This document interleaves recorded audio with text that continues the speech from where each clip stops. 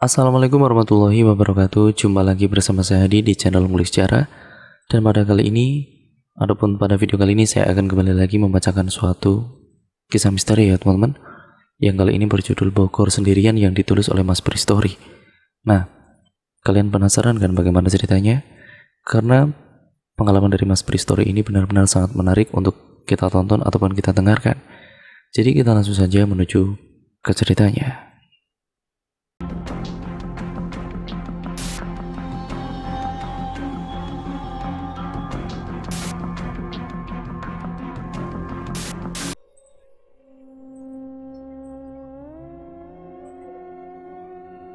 Terdengar suara teriakan anak-anak kecil diiringi dengan suara tatabuhan bertalu-talu terdengar dari luar, ramai jadinya. Pada jam 2:30 dini hari akhirnya aku bisa bernafas lega. Selesai semuanya, walaupun mungkin hanya untuk sementara. Setelah sudah cukup waktu untuk menenangkan diri, aku bangkit dari duduk dan melangkah keluar kamar.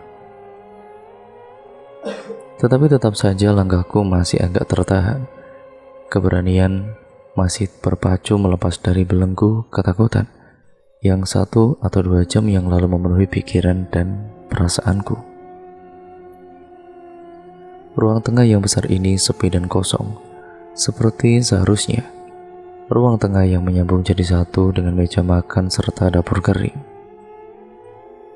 Seperti seharusnya, tadi ku bilang. Iya, memang sudah seharusnya sepi dan kosong. Karena di dalam rumah besar ini hanya ada aku saja, tidak ada orang lain di dalamnya. 2 jam sebelumnya aku mengalami peristiwa seram di sini. Peristiwa yang cukup membuat goyah nyali.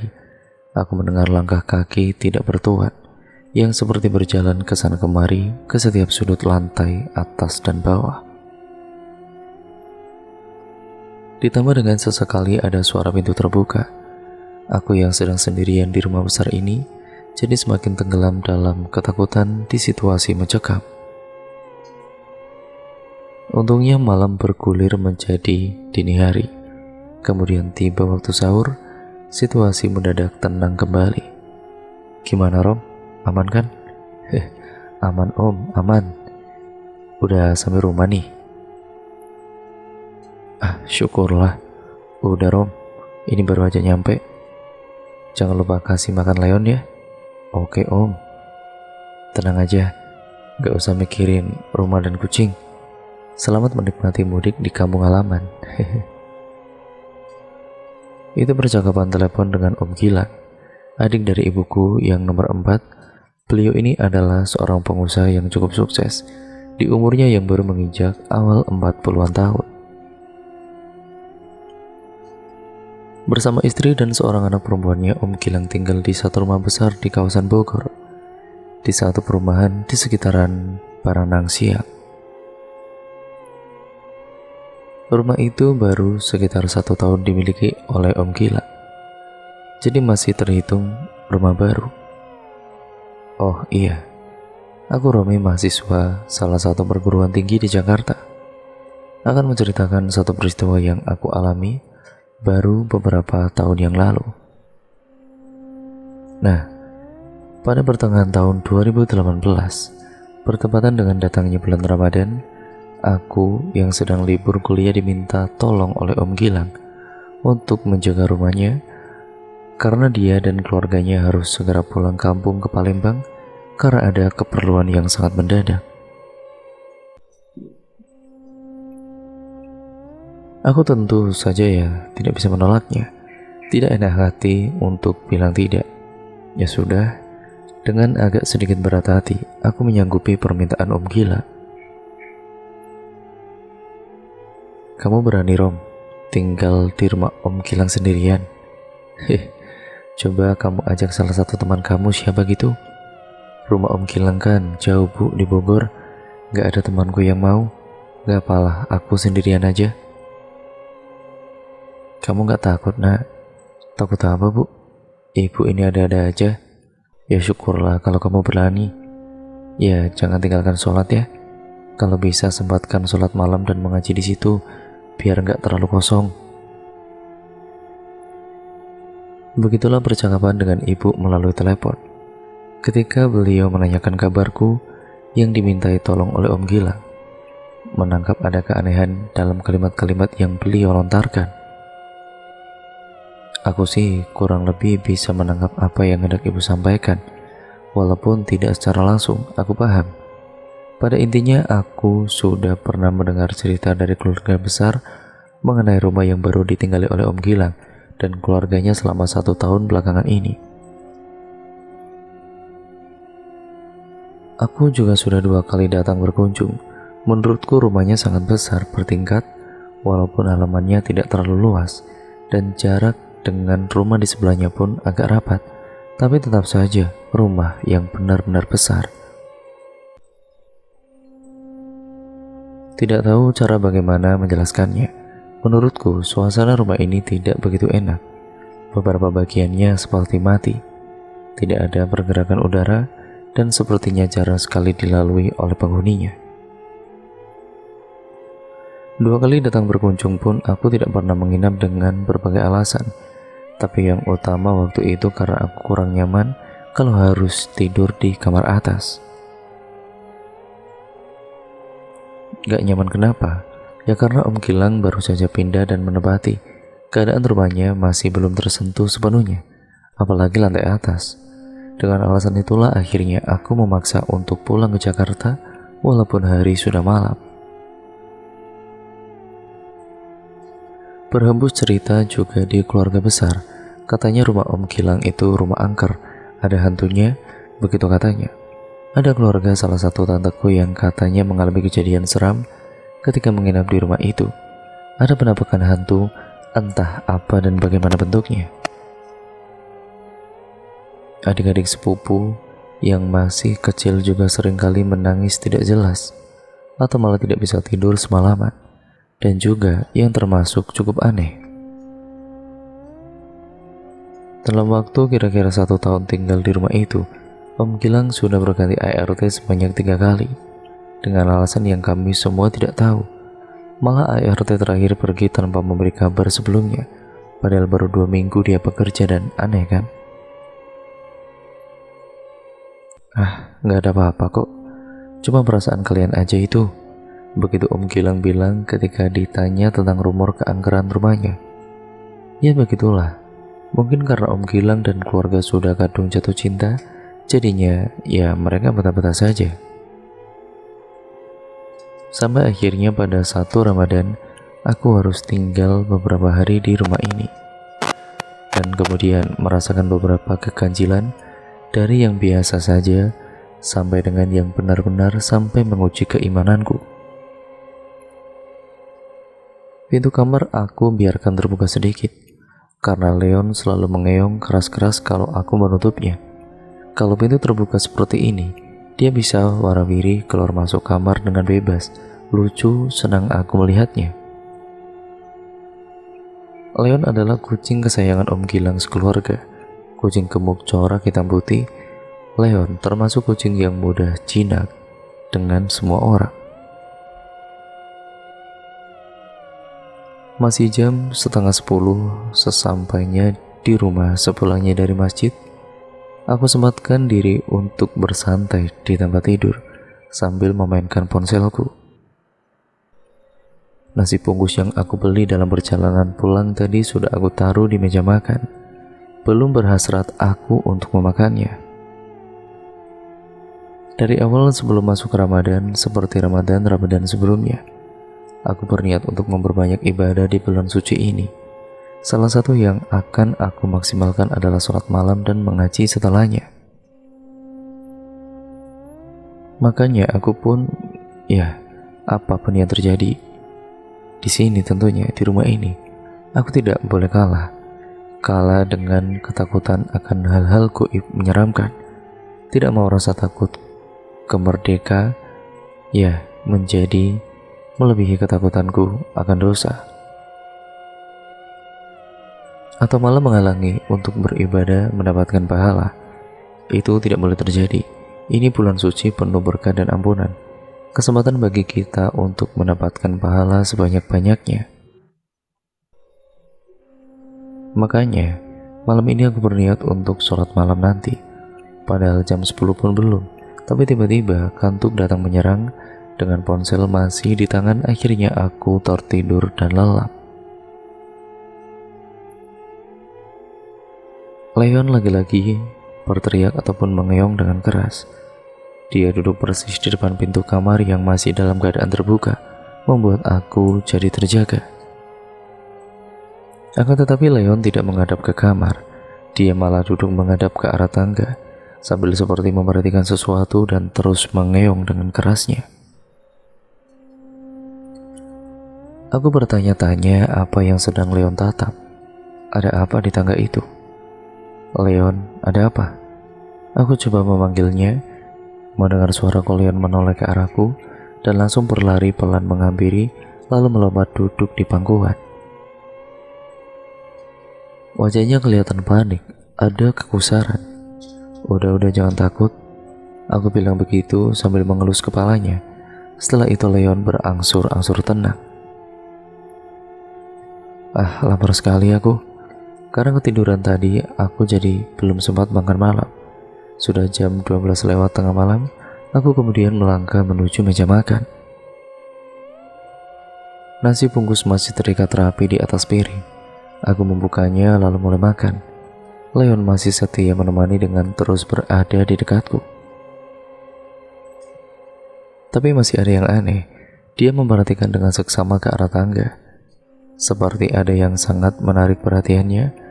Kepalanya menoleh bolak-balik ke arahku dan ke tangga. Terus saja begitu. Aku terus lanjut menghabiskan makanan sambil memperhatikan tingkah aneh Leon. Aku tahu ada sesuatu yang membuat Leon seperti itu. Sesuatu yang mungkin hanya bisa dia yang melihatnya.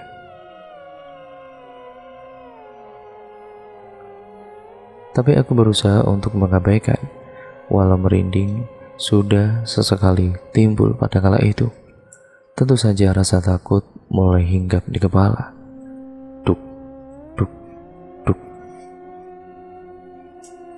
Tiba-tiba kedengaran bunyi itu lagi. Dari lantai atas, sama seperti kemarin. Suaranya seperti langkah kaki yang sedang berjalan. Aku langsung buru-buru menyelesaikan makan, lalu kemudian meninggalkan meja makan yang letaknya persis di depan tangga. Setelah itu, aku kemudian menyalakan televisi berharap pikiran bisa teralihkan, menghilangkan kekhawatiran ketika aku sudah duduk di sofa ruang tengah depan TV. Ternyata Leon masih di tempatnya, duduk dekat meja makan menghadap dan terus memperhatikan tangga. Telinganya bergerak-gerak seperti sedang menangkap suara sesuatu. Sementara itu suara duk-duk-duk itu masih saja terdengar sesekali. Aku seperti, tidak takut tentunya, seperti pemberani. Padahal tidak seperti itu. Aku juga penakut, sangat penakut, malah tidak berani kalau harus benar-benar menghadapi atau melihat mereka.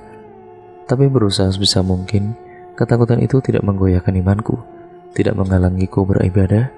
Aku sangat berusaha seperti itu. Makanya walau sudah ada tanda-tanda keseraman, aku tetap teguh atau paman tetap kuat. Akan melaksanakan sholat malam ketika jam dinding sudah menunjukkan waktu di pukul 1 malam.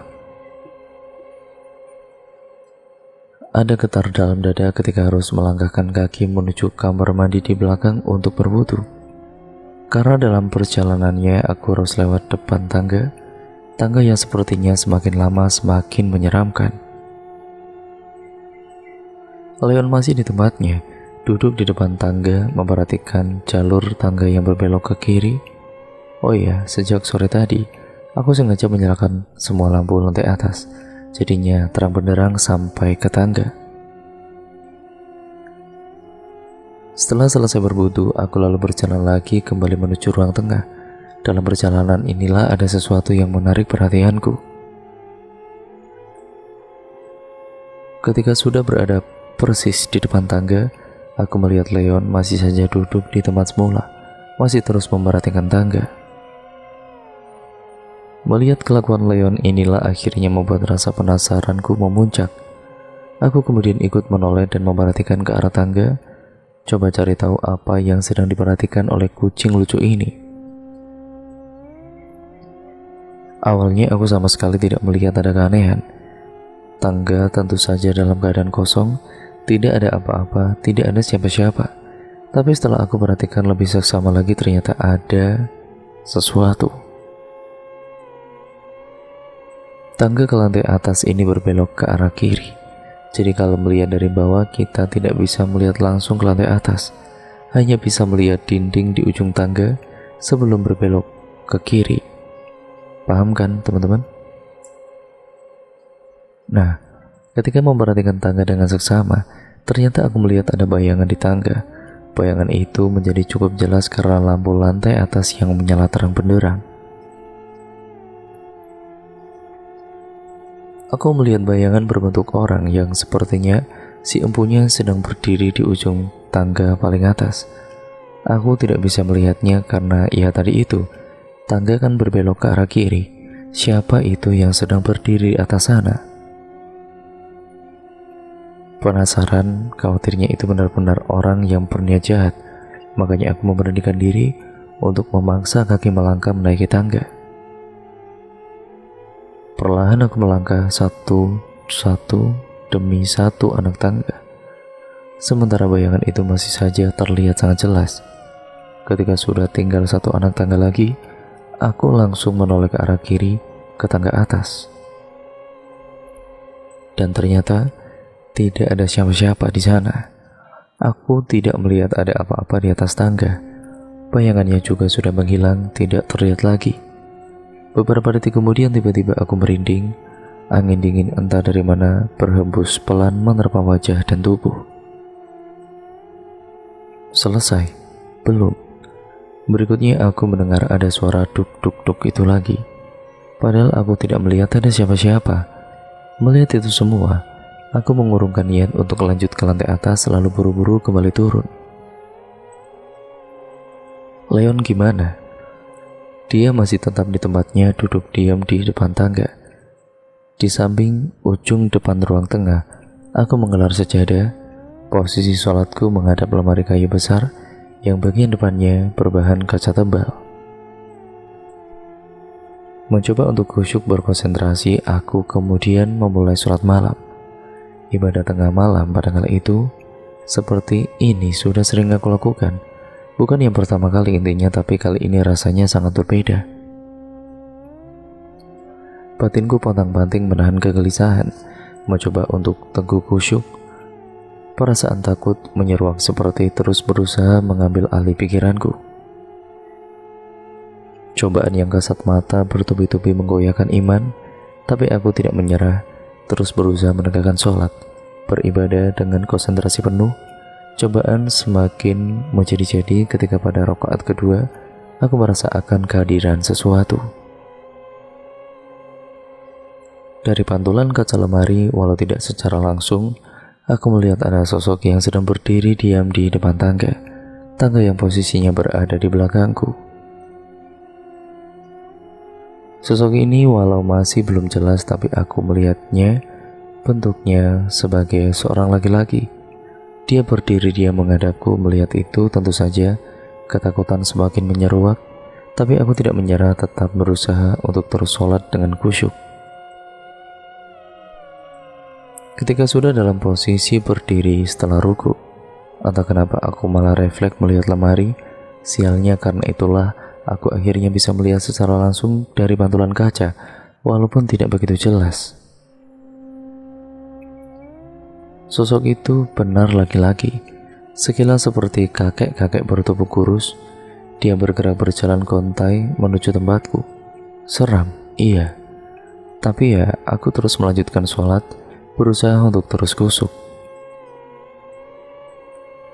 Selebihnya, aku tidak lagi melihat ke depan ke arah lemari. Lebih banyak penduduk sambil terus membaca bacaan sholat. Singkatnya, akhirnya sholatku selesai juga. Setelah itu selesai dan belum.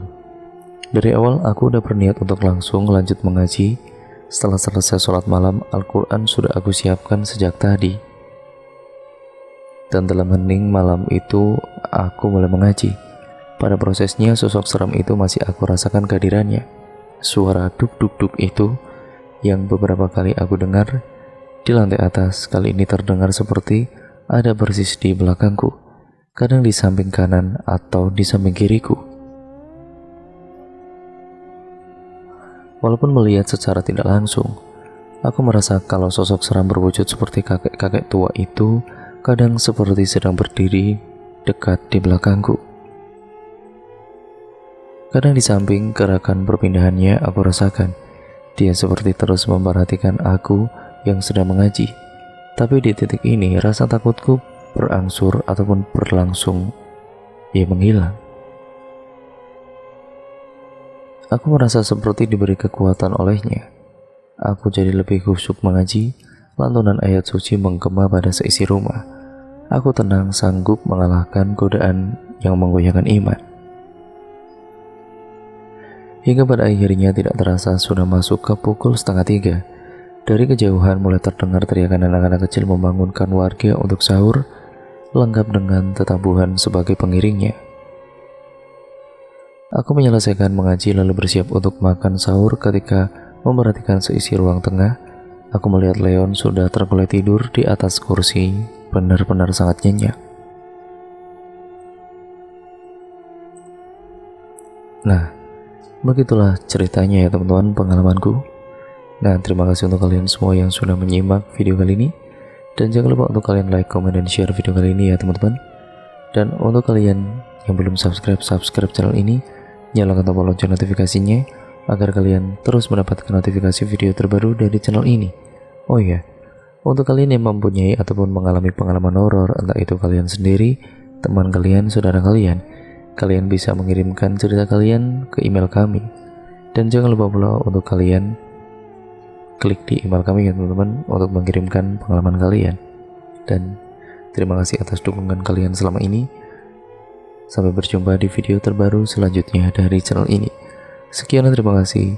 Kurang lebihnya mohon maaf. Wassalamualaikum warahmatullahi wabarakatuh.